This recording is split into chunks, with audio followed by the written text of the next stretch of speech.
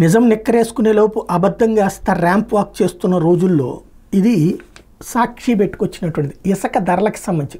మొన్ననే నేను పోస్ట్ పెట్టా, కొన్ని ప్రశ్నలు వేసినప్పుడు కూడా చాలామంది చెప్పుకొచ్చారు డబ్బులు తీసుకుంటున్నారు కాబట్టి ధర గతంతో పోల్చుకుంటే బాగా తగ్గిందని. అయితే సాక్షి ఏం చెప్తోందంటే ఇక్కడ 18 టన్నుల టెప్పర్ ఇసుక ధర శ్రీశైలంలో 32,000, మాచర్లో 30,000, డోన్లో 30,000, ఆలగడ్డలో 30,000, పెందుర్తిలో 28,000, గాజువాకలో 28,000, మదనపల్లిలో 28,300, పాయకురాపేటలో 28,050, ఇచ్చాపురంలో 27,720, అనకాపల్లిలో 27,592, గుడివాడలో 27,000, అవనగడ్డలో 27,000, కర్నూలులో 27,000, మంత్రాలలో 25,500, ఎలమంచిలో 25,200, పలాసలో 25,200, మార్కాపురంలో 25,200, బనగానపల్లిలో 25,000, పెనుగొండలో 25,000, విశాఖ పశ్చిమంలో 24,840, నర్సీపట్ల 24,550.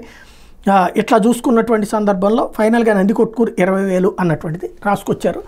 ఇట్లాగ దోచేస్తున్నారు. అయితే దీనికే తెలుగుదేశం వాళ్ళు ఏం చెప్తారంటే గతంలో ఇదే ట్రిప్పర్ 60,000 పలికేది జగన్ హయాంలో, మిగతా ఏరియాల్లో 30,000 పలికేది. ఇప్పుడు వీళ్ళు 20,000 అని చెప్పిన చోట అప్పుడు 30,000 ఉండేది, 30,000 అన్న చోట అప్పట్లో 60,000 ఉండేది అని చెప్తున్నారు.